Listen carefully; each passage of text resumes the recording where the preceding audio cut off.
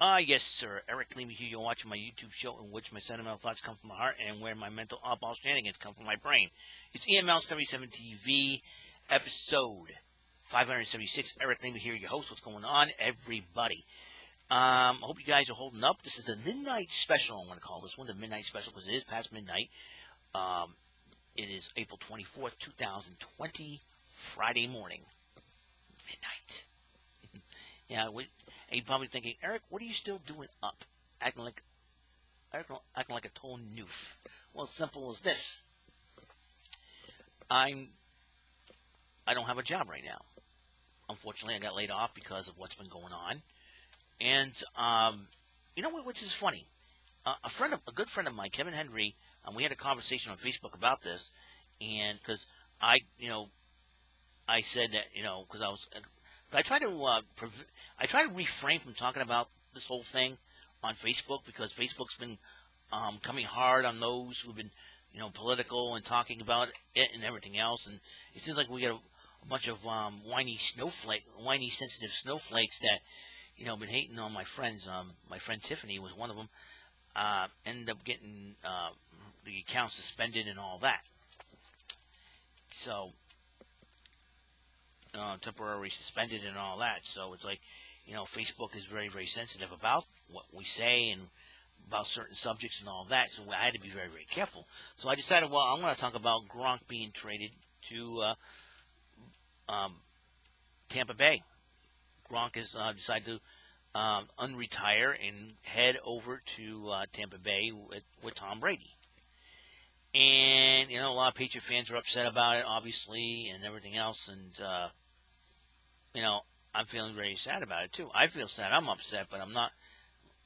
But I made the joke that, hey, R-Truth needs to pin him and get that 24/7 title back to the WWE because now if he's out of the WWE and everything else. So, but football's on the off season right now, so Gronk can hang out a little bit in the WWE for the time being. But then when it comes to football training, he's going to have to drop that 24/7 title sometime. So, anyways. So, and Kevin Henry, my good friend Kevin Henry, he says, oh, it doesn't matter. They're probably not going to have a season. I said, well, we don't know that for sure because we don't know what's going to happen a few months from now. You know what I'm saying? We're just going to worry about one day at a time and all that. And I'm trying to be calm. Was being calm and saying, hey, we don't know for sure. We're going to wait. It's just a wait and see moment. And he gets a little upset with me and said I had my head stuck in the sand like some of the people around here. Well, I told him, I assure you, I don't have my head stuck in the sand. I'm well aware of what's going on. Like I said, it's a wait and see thing, and just, you try to take it one day at a time. I'm not, and the reason why I don't talk about it, and this is another reason why I don't talk about what's been going on in the news, obviously, and everything else, or talk about the news or politics or anything like that, because I don't want some of the news and the politics overwhelm me with fear. I know I'm not given the spirit of fear, but a power, love, and something. I don't want to spread fear, strife, division. I don't want any negative feelings coming out of me. I want to be positive. I want to be positive as best way I know how. And I want to be there. I want to be a beacon of light. Like I said, I want to be a beacon of light to people out there. I want to be positive. I want to be, saying, hey, we're going to get through this and we're going to be okay, And, and Kevin, he was upset. He told me to back off and everything else. Although I said, hey, I'm not mad at you. Don't worry, I'm trying to It's hard. I mean, I can understand where Kevin's coming from because he's working and all that, and he's feeling, but even if you work, if you're currently working, you can still feel frustrated about the situation because there's other things that could be affecting you. I know a lot of us, about 22 million of us, are staying home. We're at home, having an extended vacation, and my stimulus check came in, which I was kind of shocked about, and my father, he was so funny because I had my federal tax return check came in, earlier in the week.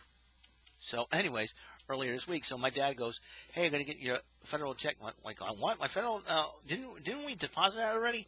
And I deposited my state check and my federal check, but and all of a sudden he looked at the other check and he opened. What? Then what's the check came in? Looked at that. It was the stimulus check. I'm like, oh, okay. Well, I didn't know. And it was crazy. So, anyways, and I still got my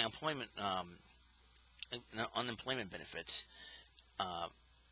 Yeah, I filed for unemployment as my bosses suggested at the time because they decided to lay us off, and I still got the note. And I did tell my parents, like I said, I do when it all went down, and they understood. They understood this was going to happen. They knew it was going to happen.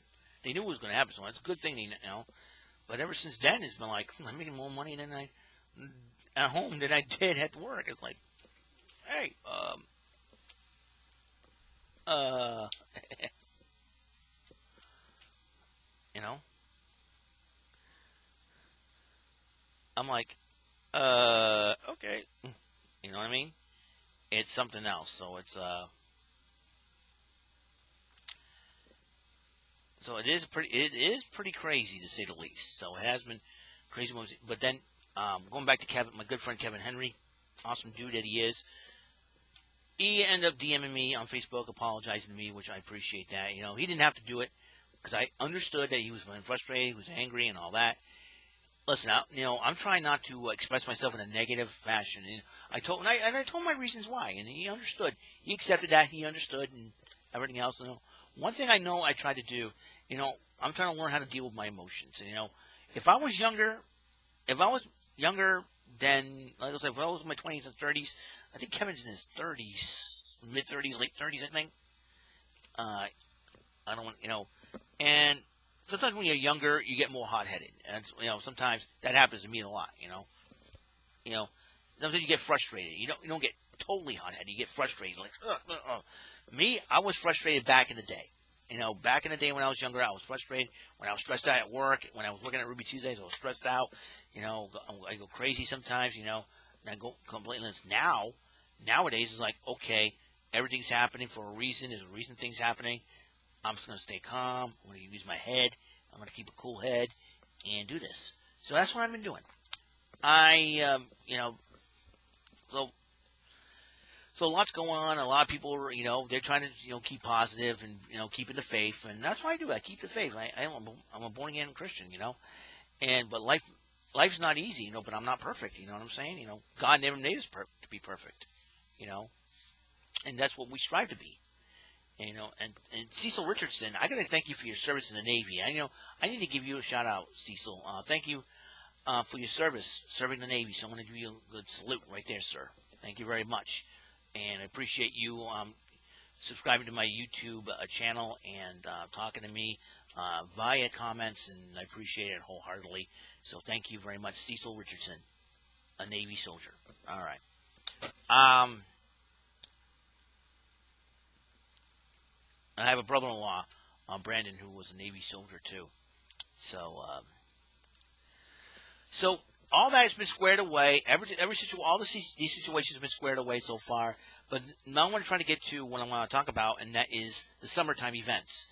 As you know, like I say, if this thing extends longer, we could see a lot of cancellation of summertime events. Obviously, the Memorial Day Parade in New Bedford is going to be canceled. The Cape Verdean Parade, that usually happens in July, the Cape Verdean Parade Committee wants to be on the safe side and decided to cancel that as well. That means the Whalen City Festival and the Portuguese Feast. Will they be next? So far, we haven't heard much from the Whalen City Festival Committee, including the President Mike Sylvia, who I'm friends with on Facebook. But he did tell me that if they have to, they would push the event back. If they have to. And you get the Portuguese Feast this year will be starting at the end of July, I think July 30th, into the beginning of August. Usually a 4-day thing. So they'll be crossing months. This year, usually it starts in August. But this year, usually it's like the first weekend of August or final weekend of July into August. Sometimes it all depends how the calendar operates. This year, the calendar has been operating the way of, Thursday, Friday, Saturday, Sunday. That's what I usually do it. Thursday and Friday, the last 2 days of July, and the first 2 days of August, Saturday, Sunday. But here's the big thing about it, because the social distancing and everything else, that a lot of events, these two events hold over 100,000 people, and that is very dangerous. A lot of people are objecting to this, and obviously, obviously, a lot of people are not very happy about it. And I can understand that lives are very, very important. But here's the thing, guys. All right, I know lives are very, very important, but sometimes we gotta get things back on track, because if we don't, we could be really, really hurting here, financially, and that's going to be and we're going to be hurting financially, and that's not going to be a good thing, So we've already got a lot of people dying. What would we, you know? I mean, I can understand you all want to be safe. You want to be safe, stay inside, But if you have to go back to work, then what choice do you have? You want to provide for your families and all. There's a lot of frustration going on. A lot of people have been, going on protests and everything else. So I'm going to sit back and wait and see what happens. If May the 4th is still high on Governor Baker's radar, or is he going to extend that? So it's going to be a major, major concern, And I do, however, will pray that it's something that we we're at the peak right now here in Massachusetts. We're at the total peak of what's going on. So flattening the curve is not going to be very easy. A lot of people have been very angry. They're protesting in Cape Cod. They're protesting in Colorado, and a lot of the states are starting to open up a little bit, starting to opening up back the economy, in which Michigan's gone nuts and everything else. So I'm trying, we're trying to. I think I'm more of a wait and see, that type of deal. I think one of the governors wanted to open the states up early. President Trump stepped in and said, it's too soon. So I'm thinking, Governor Baker's got May 4th. So May 4th is the target of everybody else getting back to work and everything else. And I'm hoping that's the case. If it does, we're going to get some sense of normalcy, and it's not going to be very easy to do so. And we might see a new normal next year, and a lot of things could happen. A lot more stores are going to close, and retailers and restaurants and all that. J.C. Penney's ready to go for bankrupt. That's the case. When we get back, we're going to lose J.C. Penney as an anchor, because we have J.C. Penney open up at the Dartmouth Mall. I mean, if we lose J.C. Penney, Macy's is in jeopardy too. And we lose both J.C. Penney and Macy's, that's going to hurt our mall. We've already lost 3 malls. I mean, the Galleria Mall, kaput, gone. So it is a difficult decision to make. So if the festival, WEML-TV Festival and the feast do get canceled, I may not be very happy about it, but I can understand where they're coming from. We want to be on the safe side. That means there could be not any out and about episodes from both of those events. And ever since I've been enjoying both events and whatnot, and because I know the WEML-TV Festival is trying to get back on its feet, and this year would be the 50th anniversary of the WEML-TV Festival, so if that gets canceled, I'm not going to be too happy about it, but I can understand where everybody's coming from. I can understand why. I'll just celebrate the 50th anniversary next year. Boom, there you go. And with the Portuguese feast, I think the Portuguese committee always holds a tradition, and a lot of people are not very happy about it. But calling people names and saying they're stupid and all that is not going to help make things any better. Insulting people and everything else is just not going to make things better. And it's pathetic, and we got to stop acting like little kids, man, because we got little kids that look up to us adults, and we have to set the example, and, you got people going out in parks and all that, cops had to come by, and they're arguing with the cops, and saw videos of that. It's like, stay inside, folks. If you need to go, because I usually stay. I've been down in this basement more time. I spent more hours and days in this basement than anything else. Is it driving me crazy a little bit? Oh yeah, sure it does. But the fact of the matter is this, man. Whenever I go out, I just go out and go a place like a Walmart or Stop and Shop or anything, get what I want, get what I need, get in line, try to keep my distance, wear a mask because I got a mask, keep my social distancing, and just and just not worry. I wear my mask to act like to Gotta be respectful of the rules. You know what I'm saying? And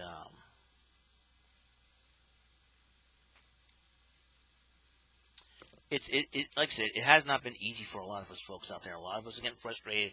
We're starting to get snippety, and we're starting to get angry with each other. And I can understand where everybody's coming from, and all that. But the fact of it is that I got to keep a cool head about it, guys. I got to keep a positive outlook. I got to keep an optimistic attitude about this because we can easily fall into that trap. That's why I have not given in to any whole lot of negativity. So I'm not screaming or anything like that, or being angry and go, "You people,"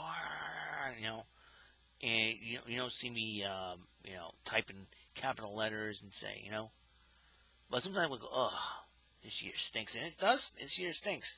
I mean, if all the summer events have been canceled, it's could end up being the worst summer in the history of this country.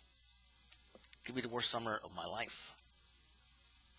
Last time I experienced a very worst summer, we'll talk about 25 years ago. Because when everything changed, I moved from the west end of Bedford to here, the north end of Bedford. My church crush ends up going out with a friend of mine, and I accused that friend of betraying me, and I accused her of stabbing me in the back and turning her back to me, and then that whole debacle happened. Then I ended up getting a job at Ruby Tuesday, and then was the last couple until 1998. I've been bouncing from job to job, part-time job to part-time job, while still working at Ruby Tuesday, until Ruby Tuesday wanted me for a full-time commitment, which I did. But then, it's like I said, it's been possibly the worst year so far. I mean, it started off okay. I mean, we barely had any snow. That was another thing too. We barely had any snow for the winter. That was huge. Because if it hadn't been a lot of snow, we would have had a lot of people stay inside and all that, and it just wouldn't be. I think this wouldn't be a problem. You know what I mean? But still, the last time we had snow here in New Bedford, you're gonna have to go dart back to January 18th of this year. And I remember having to go in that Saturday night because it started snowing when I got to the mall. But then,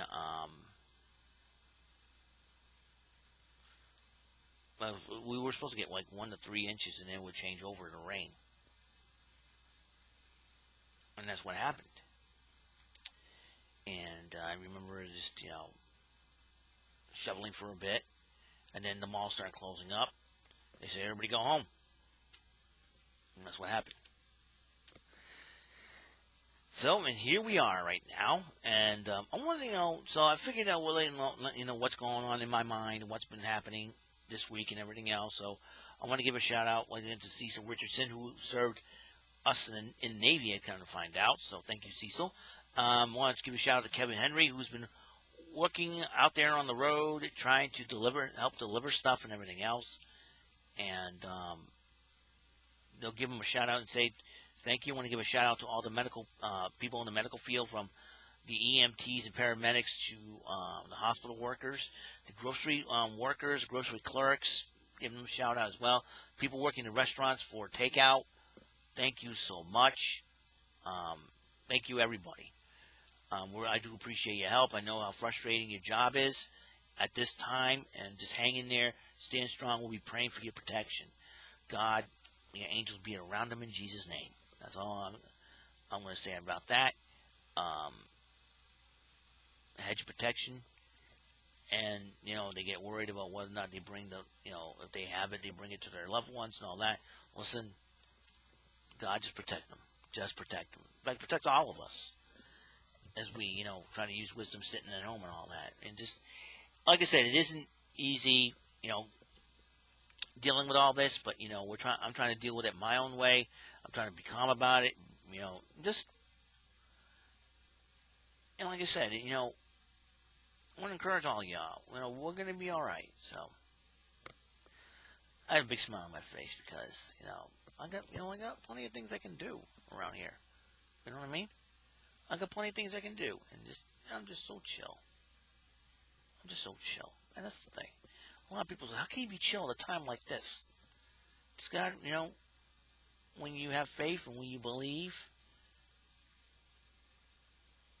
the positivity and the optimism comes to your heart, no matter what. That's all we need to be. And whether or not the festival and the feast are going to happen, I don't know. If it doesn't happen, yeah, I'll be upset, but it is what it is. If it does happen, we'll just got to be careful. Who knows how many people will attend, and who knows? It will be less crowded, But I think, when all this social distancing thing and this isolation quarantine is over, we're going to celebrate, and we're going to say thank you. You're going to want to go to places like the festival and the Portuguese feast. You may change your mind. People may change their minds. I don't know. I don't know what's going to happen. But I'm not going to worry about that. That's a couple of months down the road. I want to worry about today, here and now. All right? Oh, I'm wearing my Super Mario Land shirt. You like it? Cool, isn't it? So, I hope you enjoy. Speaking of Super Mario, I hope you enjoyed my Super Mario Maker 2 video.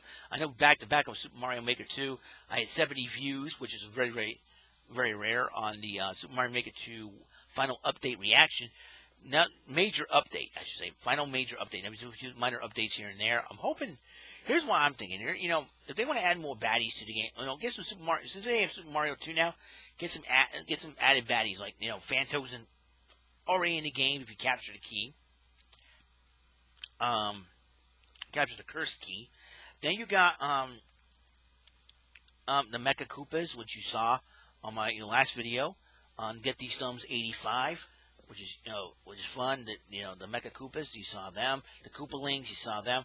I like to see the cheap cheats from the first 4 versions of Super Mario. I know you've seen the Porky Puffers in Super Mario 3D World, but what about the Super Mario 3, Super Mario World, and New Super Mario? I say we morph the cheap cheeps into, give us the ability to morph the cheap cheeps into Boss Basses, Big Berthas, Cheap Chomps, and Porky Puffers. That's what I like to see. Do I want to see any more bad guys? I like to see more power-ups. I like to see, if I want to go exclusive, I want to go Hammer Brothers suit, exclusive, and I think we should put the ice fire for all 4. For all 5, I should say, all five things. I would like to see,